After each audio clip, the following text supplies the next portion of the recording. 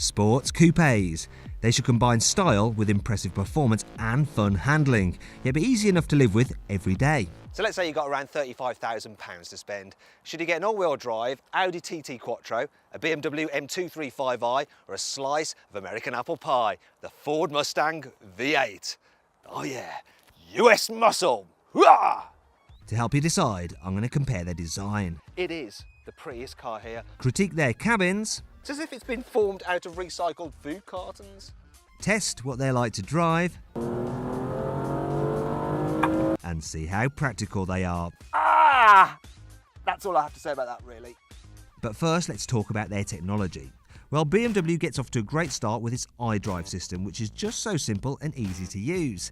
It's well connected to and has a concierge service at your beck and call. Plus, it's the only car where satellite navigation is standard. However, the Audi TT manages to upstage the BMW with its brilliant virtual cockpit.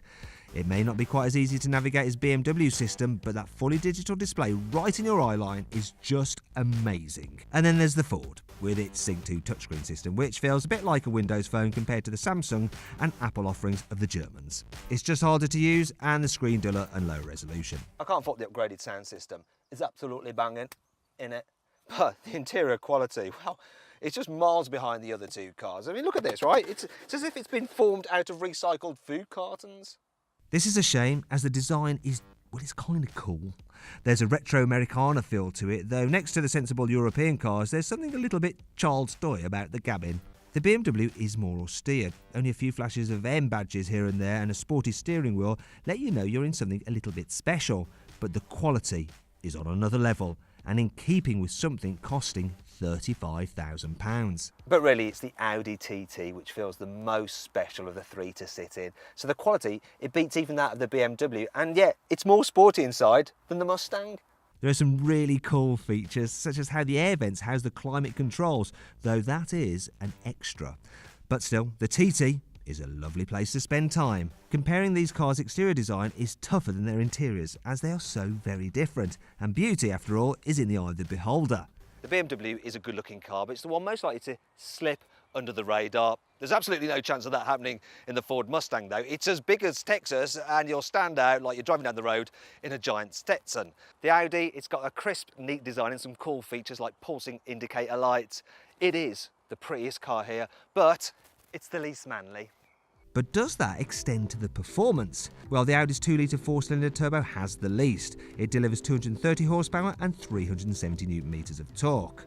You can get a 300 horsepower TTS model, but it's £5,000 over our 35 grand budget. And anyway, this car's Quattro system means it can still do 0 to 62 miles an hour in just 5.3 seconds. The BMW's 3-litre straight-six turbo has 326 horsepower and 450 Nm of torque, plus it can hit 62 miles an hour in just 5 seconds dead. Meanwhile, the Mustang has a naturally aspirated 5-litre V8 with 416 horsepower and 530 Nm of torque. 0 to 62 takes just 4.8 seconds. So, it's all closely matched, but what happens in a race from the lights? The other two cars are automatics, and they both have launch control. Now, this is a manual, and it has launch control to a fashion. It allows you to set your maximum revs, but you still have to do the clutch and the gear, so I'm just not going to bother with it. I'm going to try and rely on my own skills. Let's see what happens. I've got a good start. They may have launch control, but I was off first. It's a nice gear change. Blimey neck, that TT, is it going to beat the Bimmer? I definitely want that. Whoa, that was close. Thought the TT was actually going to beat the BMW, but it came on song at the end. But still, despite not having launch control, this big old American muscle car wins the day. Now, that was obviously a little bit silly, and if you want to be even more silly, then the rear-drive BMW and Ford are the way to go. The Ford even has something called line lock, which holds the front brake so you can destroy the rear tyres. The Audi, however, is far more sensible. Well, unless you want to carry rear passengers, then it's ridiculous. It's a nightmare to get into the back, and once you're in, that's all I have to say about that, really. With a TT, you're best just folding the seats down and then have it as a very practical 2-seater sports car with a large hatchback boot. Though you'll need to put a seat back if you want to fit a child seat, which is a real struggle to do, while in-car storage is, well, it's only just okay. The Mustang's even worse though. The door bins are useless and the cup holders get in the way of the gear shift. However, the boot is the biggest here, but the small opening actually hampers loading, though you can fold the rear seats down to carry larger items. Space in the back seats is better than the Audi, but still pretty bad considering how big this car is on the outside, and the hidden ISOFIX anchor points make it a bit hard to fit a child seat. It's much easier to install one in the BMW, and overall, the 2 Series is the least compromised car here. The back seats are just about fine for adults, in-car storage is plentiful, and the boot a reasonable enough size and has a larger opening so it's easier to load than the Ford. But then that's not why you buy one of these cars. They're all about the driving experience. So this Audi TT, it's the all-weather, everyday, every man and every woman sports car. And, you know, if you just want to cruise around, it's very easy to live with. This car, it's reasonably comfortable, it's nice and easy to drive. It's a bit like a Golf at times, but, you know, it doesn't look like one. It looks absolutely cool. And when you want to enjoy the performance, you really can. You put your foot down in this car and it just takes off. It's got a really agile, responsive chassis. And with a 4-wheel drive system, it just grips and it goes, no matter if it's pouring with rain or it's bone dry. Not many cars that give this performance and deliver a claimed 40 miles per gallon either, but this one does, though if I look down at the trick computer, I'm actually only averaging, well, just over 31 miles per gallon, but still.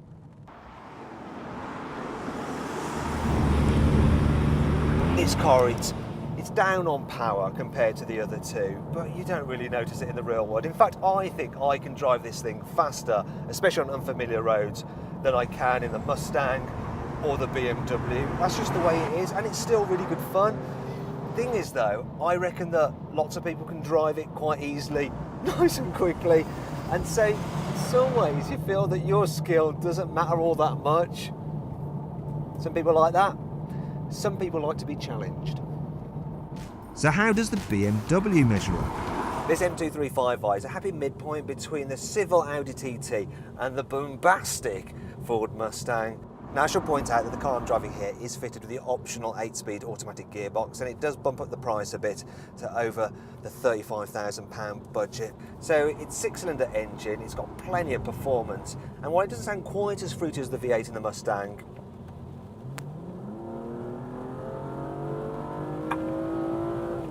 it's certainly more charismatic than the 4-cylinder unit in the Audi TT. And the thing is, out in the real world, you'll still get similar economy.